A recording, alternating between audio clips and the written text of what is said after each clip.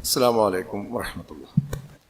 ബഹുമാന്യനായ സത്യവിശ്വാസികളെ, വിശ്വാസിനികളെ, അള്ളാഹുവിനെ സൂക്ഷിച്ചുകൊണ്ട് അവൻ്റെ വിധിവിലക്കുകൾ ജീവിതത്തിൻ്റെ എല്ലാ മേഖലയിലും എല്ലാ സന്ദർഭത്തിലും പാലിച്ചുകൊണ്ട് ജീവിക്കണമെന്ന് ഏവരെയും ഓർമ്മപ്പെടുത്തുകയാണ്, വസിയത്ത് ചെയ്യുകയാണ്. ഹിജാബിൻ്റെ വിഷയത്തിൽ വളരെ വലിയ വൈരുദ്ധ്യങ്ങൾ ഇന്ന് നമ്മുടെ സമൂഹത്തിൽ നിലനിൽക്കുന്നുണ്ട്.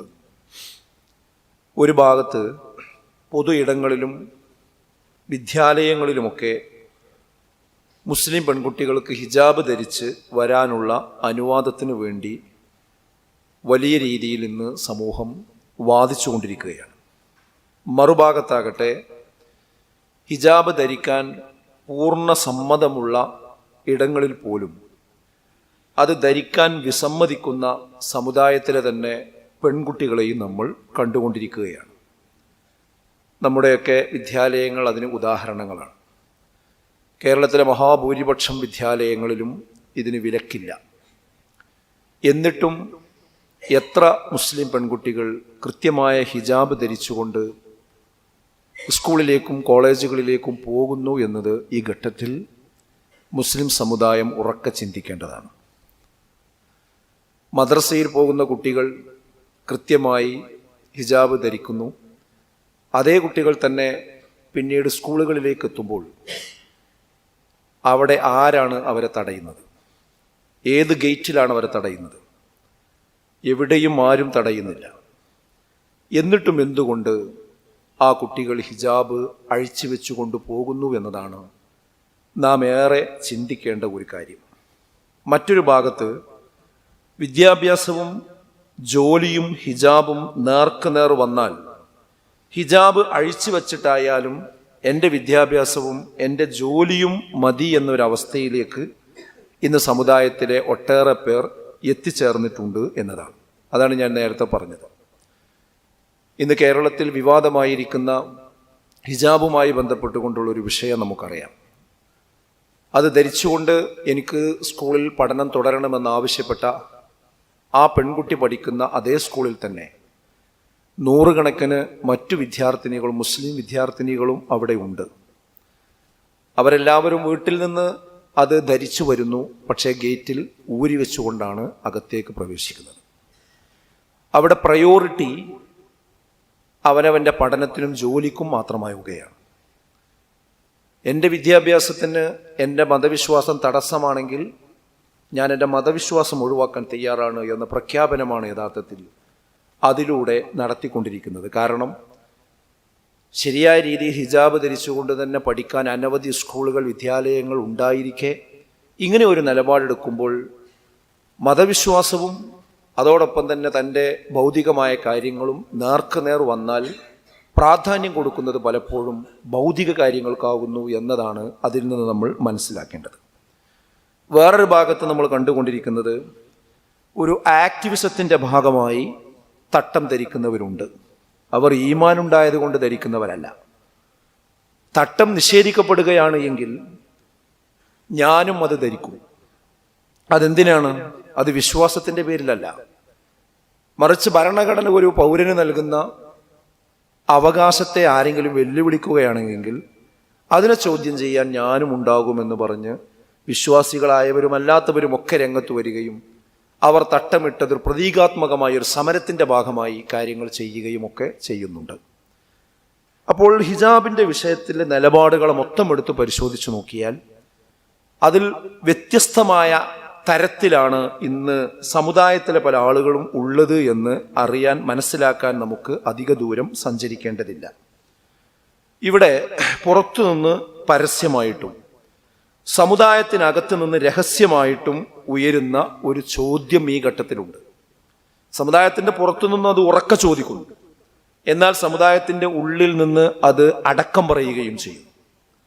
ആ ചോദ്യം ഏതാണെന്ന് ചോദിച്ചാൽ, ഹിജാബ് എന്ന് പറയുന്നത് ഇസ്ലാമിൽ ഒരു എസൻഷ്യൽ പ്രാക്ടീസ് ആണോ, അഥവാ അതൊരു നിർബന്ധമായ കാര്യമാണോ എന്ന ചോദ്യമാണ് കോടതി വരെ കർണാടകയിലെ വിഷയവുമായി ബന്ധപ്പെട്ടുകൊണ്ട്, അവിടെ ഉടുപ്പിയിലുണ്ടായ വിവാദവുമായി ബന്ധപ്പെട്ടുകൊണ്ട് ചോദ്യമുന്നയിച്ചത്. അതിപ്പോഴും അതിൻ്റെ കേസ് സുപ്രീം കോടതിയിൽ തുടർന്നുകൊണ്ടിരിക്കുകയാണ്. അതുപോലെ തന്നെ പൊതു മീഡിയകളിലുള്ള ആളുകൾ വന്നുകൊണ്ട് ചോദിക്കുന്നതും ഇസ്ലാമിൽ ഹിജാബ് ഒന്നും എസൻഷ്യൽ പ്രാക്ടീസ് അല്ല എന്ന് മുസ്ലിമീങ്ങളല്ലാത്ത ആളുകൾ വിധി പറഞ്ഞുകൊണ്ടിരിക്കുകയാണ്. മുസ്ലിം സമുദായത്തിനുള്ളിൽപ്പെട്ട ആളുകൾ നേരത്തെ ഞാൻ പറഞ്ഞതുപോലെ അത് ജീവിതം കൊണ്ട് തെളിയിച്ചു കൊണ്ടിരിക്കുകയാണ്. അതായത് മുസ്ലിം കുട്ടികളെ കണ്ടു കഴിഞ്ഞാൽ ഹിജാബ് ധരിക്കാത്ത കുട്ടികളുണ്ട്, പകുതി ധരിക്കുന്നവരുണ്ട്, പല രീതിയിൽ ധരിക്കുന്നവരുണ്ട്. അത് കാണുന്ന പൊതുസമൂഹം എന്ത് വിചാരിക്കും? പറഞ്ഞതുപോലെ മുസ്ലിങ്ങൾക്ക് ഇത് നിർബന്ധമാണെങ്കിൽ ആ കുട്ടി ധരിക്കില്ലേ, ഈ കുട്ടി ധരിക്കില്ലേ, എന്താ അവർ ധരിക്കാത്തത്? അപ്പൊ അതിൻ്റെ അങ്ങനെ ഒരു കാര്യം സത്യപ്പെടുത്തുവാൻ മുസ്ലിം സമുദായത്തിലെ പെൺകുട്ടികൾ തന്നെ കാരണമാകുന്നു. അപ്പോൾ ആരെയാണ് നമ്മൾ കുറ്റം പറയേണ്ടത്? ഇത് എസൻഷ്യൽ പ്രാക്ടീസ് അല്ല എന്ന് പറയാൻ, വിധി പറയാൻ മറ്റു സമുദായത്തിലുള്ള ആളുകൾക്ക് പാലമിട്ട് കൊടുക്കുന്നത്, അതിന് വഴിമരുന്നിട്ട് കൊടുക്കുന്നത് സമുദായത്തിലെ തന്നെ ആളുകളാണ്. അപ്പോൾ സ്വാഭാവികമായും അത് സമീകരിക്കപ്പെടുന്നത് അങ്ങനെ മുസ്ലിങ്ങൾക്ക് ഹിജാബ് എന്ന് പറയുന്നത് വലിയൊരു എസൻഷ്യൽ പ്രാക്ടീസ് അല്ല, അതൊരു നിർബന്ധമായ കാര്യമൊന്നും അല്ല എന്നിടത്തേക്കാണ് സാമാന്യമായി അത് എത്തിച്ചേരുന്നത്. എന്നിട്ട് അതിന് പറയാറുള്ള ഒരു ന്യായം എന്താണെന്ന് ചോദിച്ചാൽ കേട്ടതൊന്നും വലിയ ന്യായമാണെന്ന് തോന്നുന്നു. അതായത് മുസ്ലിങ്ങൾക്ക് ഈമാൻ കാര്യവും ഇസ്ലാം കാര്യവുമാണ് വളരെ പ്രധാനപ്പെട്ടത്. ശരിയാണ്. എന്നിട്ട് ഈമാൻ കാര്യം 6 എണ്ണും, ഇതിലെവിടെയാണ് ഹിജാബ് ഉള്ളത്? എന്നിട്ട് ഇസ്ലാം കാര്യം 5 എണ്ണും, ഇതിലെവിടെയാണ് ഹിജാബ് ഉള്ളത്?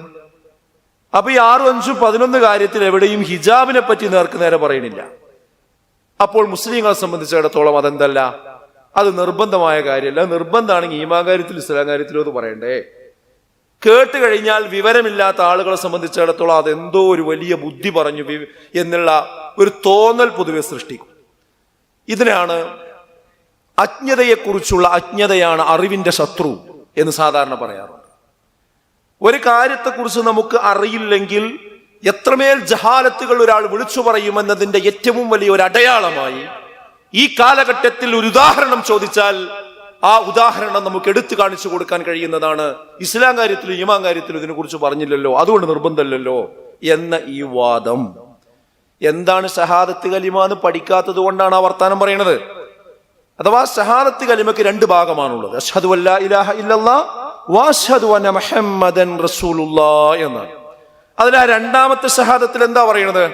അഷ്ഹദു അന്ന മുഹമ്മദൻ റസൂലുള്ളാഹ്, മുഹമ്മദ് നബി സല്ലല്ലാഹു അലൈഹി വസല്ലമ എന്റെ ദൂതനാകുന്നു എന്ന് ഞാൻ പ്രഖ്യാപിക്കുന്നു എന്നല്ല, ഞാൻ അംഗീകരിക്കുന്നു എന്നല്ല, ഞാൻ പറയുന്നു എന്നല്ല, മറിച്ച് ഞാൻ അതിന്റെ സാക്ഷിയാകുന്നു എന്നാണ്. എന്താണ് ആ പറഞ്ഞതിന്റെ അർത്ഥം? പ്രവാചകൻ സല്ലല്ലാഹു അലൈഹി വസല്ലമ എന്തെല്ലാം കാര്യങ്ങൾ എന്നോട് പറഞ്ഞിട്ടുണ്ടോ, വമാ ആതാകുമുർ റസൂൽ ഫഖുദൂഹ്, അല്ലാഹുവിന്റെ റസൂൽ എന്തു കൊണ്ടുവന്നുവോ അത് ഞാൻ സ്വീകരിക്കും. വമാ നഹാകും അൻഹു ഫൻതഹു, റസൂലുള്ള എന്ത് വിരോധിച്ചുവോ അത് ഒഴിവാക്കുകയും ചെയ്യണം നിങ്ങൾ എന്ന ഖുർആനിന്റെ തത്വം ഉൾപ്പെടുന്നതാണ് അഷ്ഹദു അന്ന മുഹമ്മദൻ റസൂലുള്ളാഹ്. അത് വളരെ വിശാലമായ ഒരു ക്യാൻവാസാണ്. അഥവാ റസൂലുള്ള പറഞ്ഞതൊക്കെ എന്തായി ഞാൻ എന്റെ ജീവിതത്തിൽ തെളിയിച്ച് കാണിക്കുക, എന്നെ നോക്കിക്കോളിന്നാ പറയുന്നത്. എന്താ ഇസ്ലാമിലുള്ള വസ്ത്രധാരണത്തിന്റെ രീതി? പുരുഷന്മാർക്കുള്ള രീതി എന്താ? ദാ എന്നെ നോക്കിക്കോളൂ, എന്റെ പ്രവാചകൻ പറഞ്ഞതുപോലെയാണ് ഞാൻ വസ്ത്രം ധരിക്കുന്നത്. എന്താണ് ഹിജാബിനെ സംബന്ധിച്ച് ഇസ്ലാമിലുള്ള വിധി? ഇതാ എന്നെ നോക്കിക്കോളൂ, എന്റെ പ്രവാചകൻ പറഞ്ഞത്. അങ്ങനെ ഒരു മുസ്ലിം പെൺകുട്ടിക്ക് പറയാൻ കഴിയണം, അതാ അഷ്ഹദു എന്ന് പറയുന്നത്. ഈ വിവരമില്ലാത്തവരാണ് എന്ത് പറയുന്നത്, ഇതിലില്ലല്ലോ. അപ്പൊ അതിനുള്ളിൽ തന്നെ കൃത്യമായി എല്ലാം പറഞ്ഞു വെച്ചിട്ടുണ്ട്. ഇനി ഷഹാദത്ത് കലിമയിൽ നേർക്ക് നേരെ പറഞ്ഞില്ല എന്ന ന്യായം പറഞ്ഞ് ഹിജാബ് നിർബന്ധമില്ല എന്നാണ് ഒരാൾ വാദിക്കുന്നതെങ്കിൽ ഹിജാബ് മാത്രമല്ല നിർബന്ധം അല്ലാതെ വെക്കുക, ഇസ്ലാമിൽ പലതും നിർബന്ധമല്ല എന്ന് പറയേണ്ടി വരും. ഒരാൾ പറയണത് ഞാൻ എൻ്റെ മാതാപിതാക്കളെയൊന്നും ഞാൻ നോക്കണില്ല, അവരൊക്കെ വല്ല വൃദ്ധസദനത്തൊക്കെ കൊണ്ടുപോയേക്കാണ്. കാരണം ഈ ഈമാൻ കാര്യത്തിലും ഇസ്ലാം കാര്യത്തിലും മാതാപിതാക്കളെ നോക്കണമെന്ന് പറഞ്ഞിട്ടില്ലല്ലോ എന്നൊരാൾ വാദിച്ചാൽ എങ്ങനെ ഉണ്ടാകും? ഞാൻ ഇനി മുതൽ സത്യം പറയില്ല. കാരണം സത്യം പറയലൊന്നും ഇത് നിർബന്ധമുള്ള കാര്യമൊന്നുമല്ല. എന്തേ കാര്യം? ഈമാൻ കാര്യത്തിലും ഇസ്ലാം കാര്യത്തിലും സത്യം പറയണമെന്നില്ല. വാദിച്ചൂടെ? ഞാൻ ഇനി ഉണ്ടാക്കിയ കരാറുകളൊന്നും ഞാൻ പാലിക്കൂല. കാരണം എന്താ? ഈമാൻ കാര്യത്തിലും ഇസ്ലാം കാര്യത്തിലും പറഞ്ഞിട്ടില്ലല്ലോ എന്ന് പറഞ്ഞുകൊണ്ട് ന്യായീകരിച്ചൂടെ? ഞാൻ ഇസ്ലാമിക പ്രബോധനത്തിനില്ല. കാരണം എന്താ? ഈ 5, 6, 11 കാര്യത്തിൽ അത് വേറിട്ട് പറഞ്ഞിട്ടില്ല, അതുകൊണ്ട് ഞാൻ ഇല്ല എന്ന് പറഞ്ഞൂടെ? ഞാൻ ഇനി ഒരു നീതിയും പാലിക്കില്ല. എന്താ കാര്യം? ഇസ്ലാം കാര്യത്തിലും ഈമാൻ കാര്യത്തിലും ഇല്ല. എന്താ ഈ വിഡ്ഢിത്തം? അപ്പൊ ഇതൊന്നും പറഞ്ഞുകൊണ്ട് ഒരിക്കലും ന്യായീകരിച്ച് നിൽക്കാൻ കഴിയില്ല. ഇതൊക്കെ ഉൾപ്പെടുന്നതാണ് ഷഹാദത്ത് കലിമയും ഈമാൻ കാര്യവും ഇസ്ലാം കാര്യവും എന്ന് പറയുന്നത്.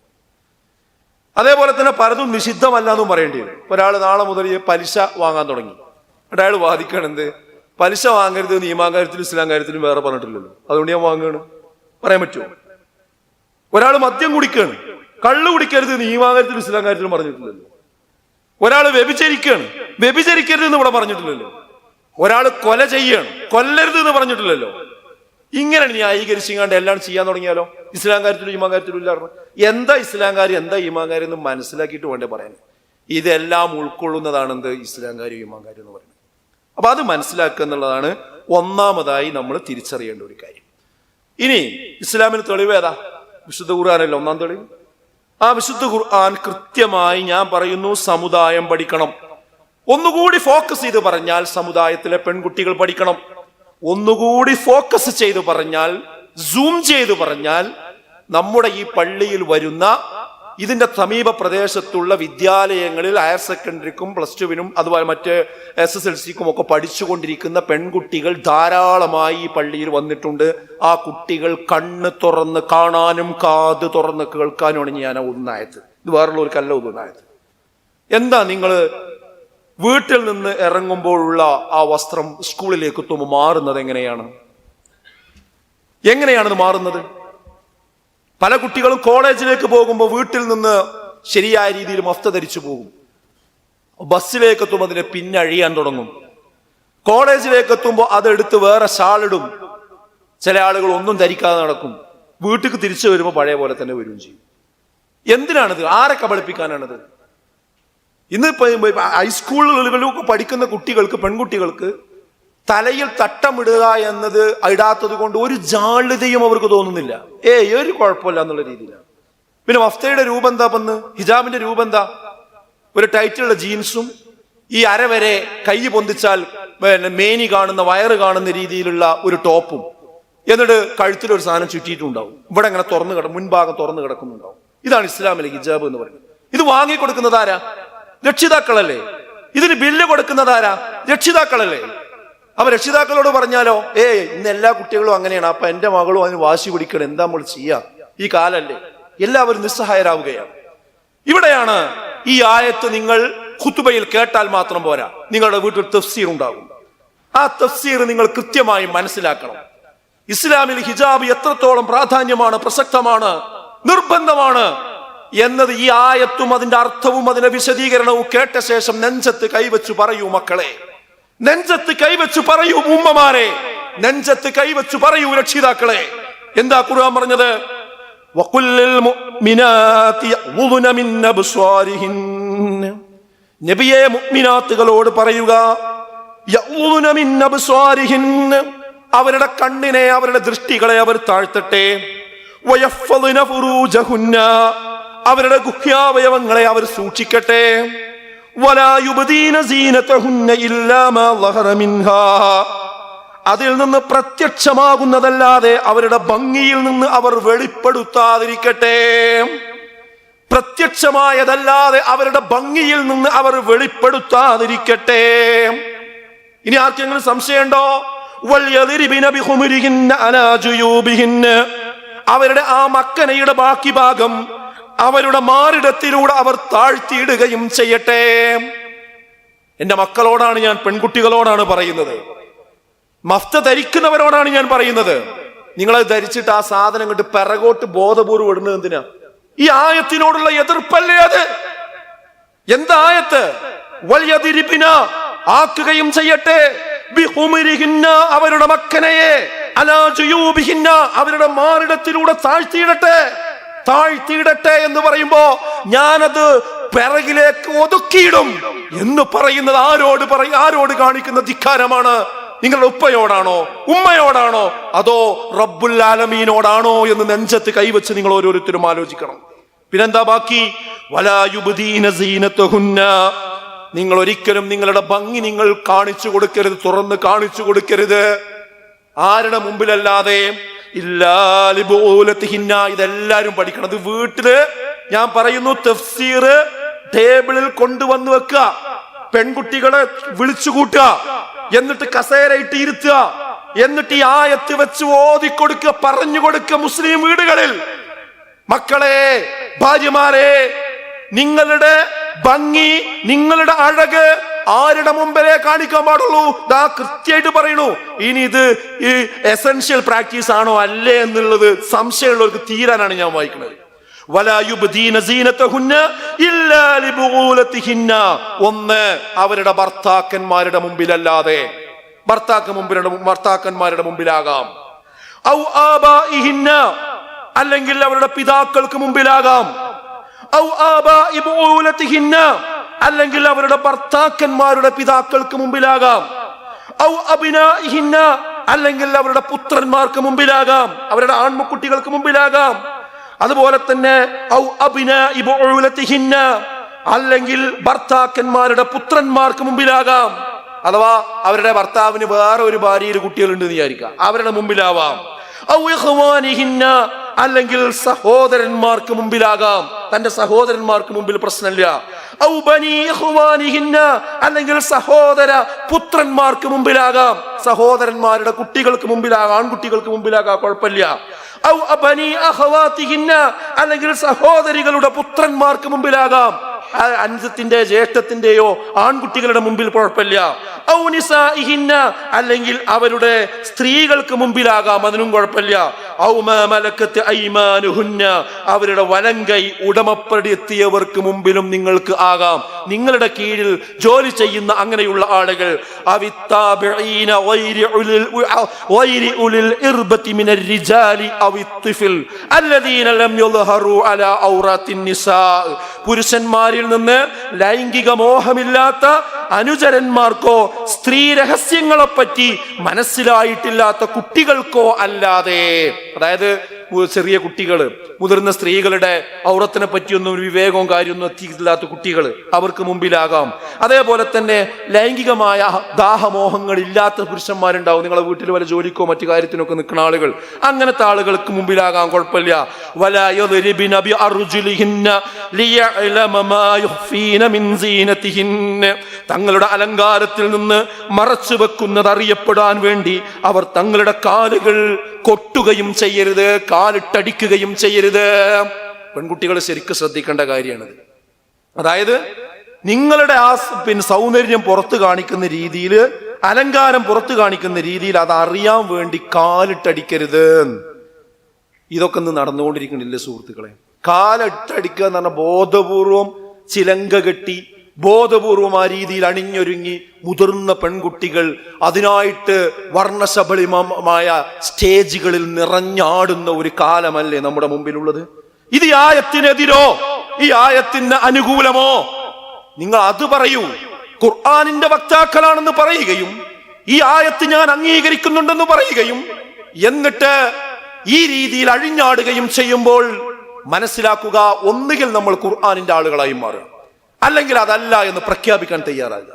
അങ്ങനെ പറയേണ്ടി വരും. ഖുർആനിൽ കൃത്യമായി പറഞ്ഞതാണ്, ആരെ മുമ്പിലൊക്കെ ഇത് കാണിക്കാൻ പാടുള്ളൂ. ഇത്രയും വ്യക്തമായി പറഞ്ഞ ഖുർആനിനെ നോക്കിയിട്ടാണ് പറയുന്നത് അത് നിർബന്ധമാണോ അല്ലേ എന്നൊക്കെ.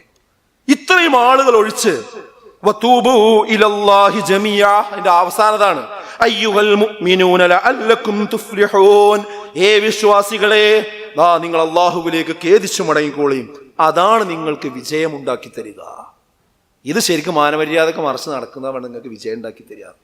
അപ്പോൾ നമ്മൾ മനസ്സിലാക്കേണ്ടത്, ഖുർആൻ കൃത്യമായി പറഞ്ഞിട്ടുണ്ട് ആരുടെയൊക്കെ മുമ്പിൽ ഇത് കാണിക്കുക, ആരുടെയൊക്കെ മുമ്പിൽ കാണിക്കുക. ഇന്നതാ കുട്ടികൾ, മുതിർന്ന കുട്ടികൾ, ഈ പറഞ്ഞ കൂട്ടരൊന്നും അല്ലാത്ത അന്യ പുരുഷന്മാരുടെ കൂടെ ബൈക്കിൽ യാത്ര പോകുന്ന എത്ര ആൾക്കാരുണ്ട്? കോളേജിലേക്ക് പോകുന്ന കുട്ടികളുണ്ട്, സ്കൂളിലേക്ക് പോകുന്ന കുട്ടി. അതിനാരാ പറഞ്ഞയക്കുന്നത്? തൊട്ട അയൽവാസിന്റെ കൂടെ പിന്നെ മുതിർന്ന കുട്ടികളെ സ്ഥിരമായിട്ട് അവരുടെ ബൈക്കിൽ കൊണ്ട് കയറ്റി വിടുന്നത് ആരാ? രക്ഷിതാക്കളല്ലേ. നമുക്ക് ദീൻ എന്താണെന്ന് അറിയില്ല. നമ്മൾ നാട്ടിൽ കണ്ടേ അത് എനിക്ക് അറിയണ ആളല്ലേ, അത് പരിചയമുള്ള ആളല്ലേ, ഓൻ അങ്ങനെയൊന്നും ചെയ്യൂല. പക്ഷെ ദീന് പറഞ്ഞോടത്ത് നിൽക്കണം, ദീന് പറഞ്ഞോടത്ത് നിൽക്കണം. സംശയിക്കൊന്നും വേണ്ട കാര്യത്തിൽ, അപ്പോഴേ മുസ്ലിം ആവുള്ളൂ. ഇന്ന് ഒരു രാവിലെ മുതൽ വൈകുന്നേരം വരെ എടുത്തു നോക്കി നിങ്ങൾ, എന്തൊക്കെ വാർത്ത നമ്മുടെ സമൂഹത്തിൽ വന്നുകൊണ്ടിരിക്കുന്നത്. അതിന് മഹാഭൂരിപക്ഷവും ഈ പെൺകുട്ടികൾ ഇറങ്ങിപ്പോകുന്നതും കയറി വരുന്നതും അതിന്റെ പേരിലുള്ള പ്രശ്നങ്ങളും കൊലപാതകങ്ങളും അല്ലാതെ വേറെന്താ? എന്തുകൊണ്ടാണ് ഹിജാബ്? അതും ഖുർആൻ പറഞ്ഞിട്ടുണ്ട്. യാ അയ്യുഹൻ നബി, ഏ നബിയേ, ഖുല്ലി അസ്വാജിക, താങ്കൾ താങ്കളുടെ ഭാര്യമാരോട് പറയണം, വബനാതിക, താങ്കളുടെ പെൺകുട്ടികളോട് കൽപ്പിക്കണം, വനിസാഇൽ മുഅ്മിനീൻ, മുഅ്മിനീങ്ങളിൽപ്പെട്ട പെണ്ണുങ്ങളോട് പറയണം. എന്താ പറയേണ്ടത്? യുദ്നീന അലൈഹിന്ന മിൻ ജലാബീബിഹിന്ന, നിങ്ങളുടെ ആ മാറിടത്തിലൂടെ അവരുടെ ആ ശിരോവസ്ത്രം അവർ താഴ്ത്തിയിടട്ടെ. എന്തിനാണത്? രണ്ട് കാര്യത്തിനാണ്. ദാലിക അദ്നാ യുറഫ്ന, ഒന്നവർ തിരിച്ചറിയപ്പെടാനാണ്. അവരിങ്ങനെ നടന്നു പോകുമ്പോ ഈ കാമക്കണ്ണുള്ള ആളുകൾ നോക്കൂല. അവള് മാനമര്യാദക്ക് വസ്ത്രം ധരിച്ചു പോകുമ്പോ അത് ഞാൻ വിചാരിച്ചോടത്ത് കിട്ടണ പെണ്ണല്ല എന്ന് ആർക്കറിയും? അത് നോക്കണ മനുഷ്യന്മാർക്കറിയും. എന്നാൽ നേരെ തിരിച്ചാണോ? മറ്റുള്ളവന്റെ കാമ കണ്ണുകളെ ആകർഷിക്കുന്ന രീതിയിൽ വസ്ത്രം ധരിച്ചവളാണെങ്കിലോ അത് വളച്ചോടത്തേക്ക് കിട്ടുന്നു തോന്നും. അത് തോന്നാതിരിക്കണമെങ്കിൽ എന്ത് വേണം? നിങ്ങളുടെ ഐഡന്റിറ്റി വ്യക്തമാക്കി നിങ്ങൾ നടന്നു പോകണം. പിന്നെയോ ഫലായു ഉദൈൻ, രണ്ടാമത്തെ ലക്ഷ്യം നിങ്ങൾ ആക്രമിക്കപ്പെടാതിരിക്കാൻ, നിങ്ങൾ പീഡിപ്പിക്കപ്പെടാതിരിക്കാൻ, നിങ്ങൾ ബലാത്സംഗം ചെയ്യപ്പെടാതിരിക്കാൻ. എത്ര വാർത്തകളാണ് വന്നുകൊണ്ടിരിക്കുന്നത്?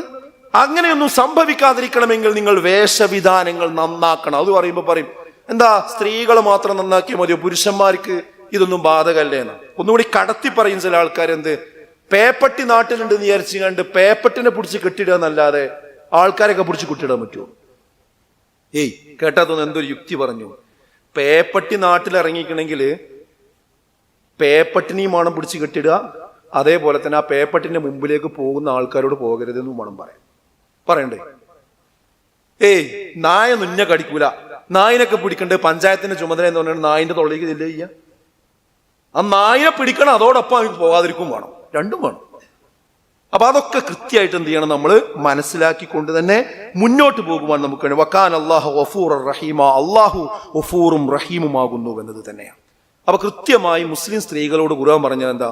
വഖർന ഫീ ബുയൂതികുന്ന വലാ തബറജ്ന തബറുജൽ ജാഹിലിയ്യത്തിൽ ഊലാ, നിങ്ങൾ നിങ്ങളുടെ വീടുകളിൽ അടങ്ങിക്കഴിയുകയും ചെയ്യുക, ജാഹിലിയ്യ കാലത്തെ സൗന്ദര്യ പ്രകടനം പോലുള്ള സൗന്ദര്യ പ്രകടനം നിങ്ങൾ നടത്തരുത് എന്നാണ്. എന്താ ആയത്ത് എത്ര ക്ലാരിറ്റിയിലാ പറയുന്നത്.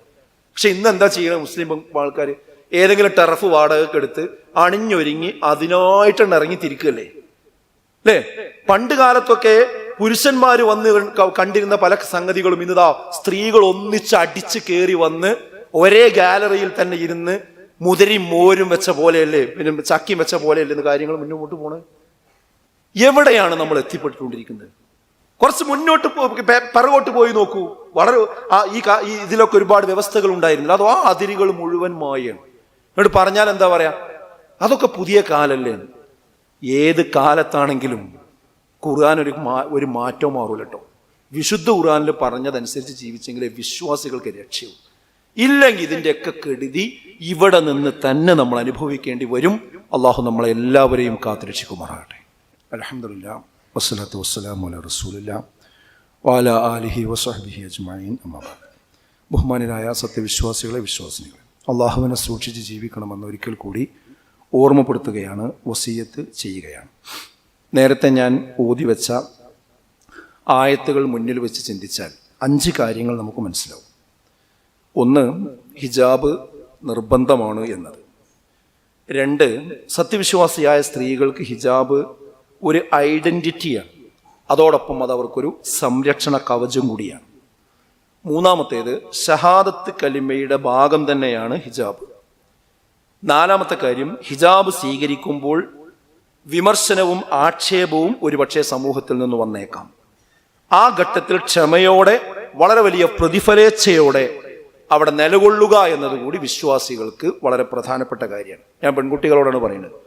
ഈ കാലഘട്ടത്തിൽ നിങ്ങളെ ക്ലാസ്സിൽ 30 കുട്ടികളുണ്ടെങ്കിൽ ചിലപ്പോൾ 25 കുട്ടികളും മഫ്തയിടാതെ, മക്കനെ ധരിക്കാതെയായിരിക്കും, തട്ടം ധരിക്കാതെയായിരിക്കും മുസ്ലിം കുട്ടികൾ വരുന്നത്.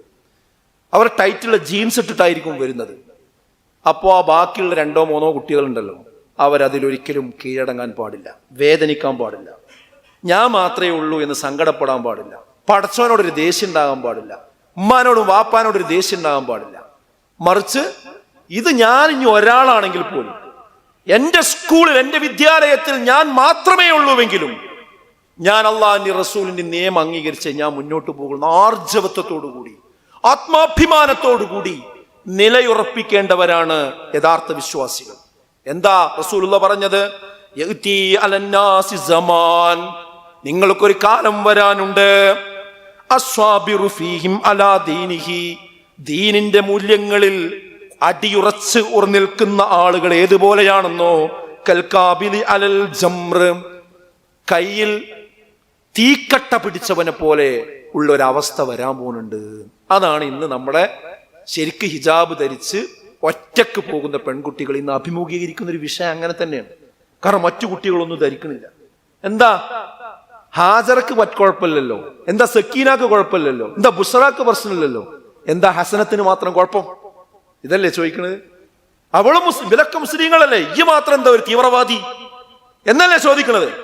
അവിടെ ആ മക്കളോടാണ് ഞാൻ പറയുന്നത്, മക്കളെ ഈ ഹദീസ് നിങ്ങൾ ഓർത്തു വെക്കുക.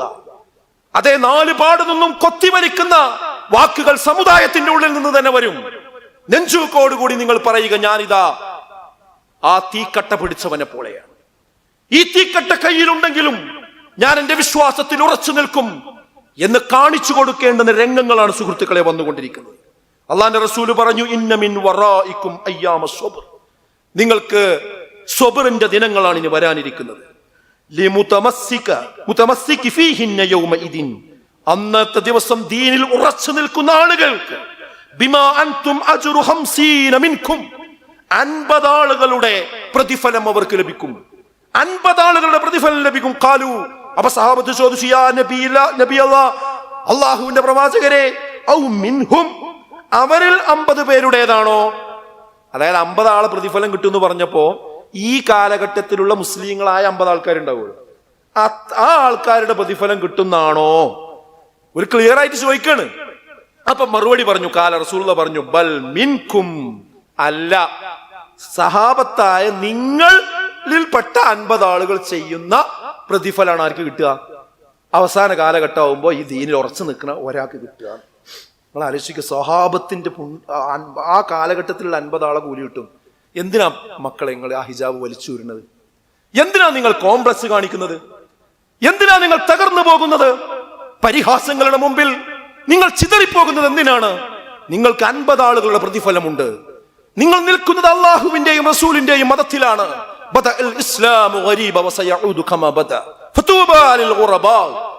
നമുക്ക് വേണ്ടത് സെലിബ്രിറ്റികളുടെ മംഗളങ്ങളല്ല, നമുക്ക് വേണ്ടത് ഏതെങ്കിലും യൂട്യൂബ് ചാനലുകളുടെ കയ്യടികളല്ല, നമുക്ക് വേണ്ടത് ഈ സമുദായത്തിന്റെ ഏതെങ്കിലും ചാനലുകളിലെ ആങ്കർമാരുടെ തത്വാധിഷ്ഠിതമായ വചനങ്ങളല്ല.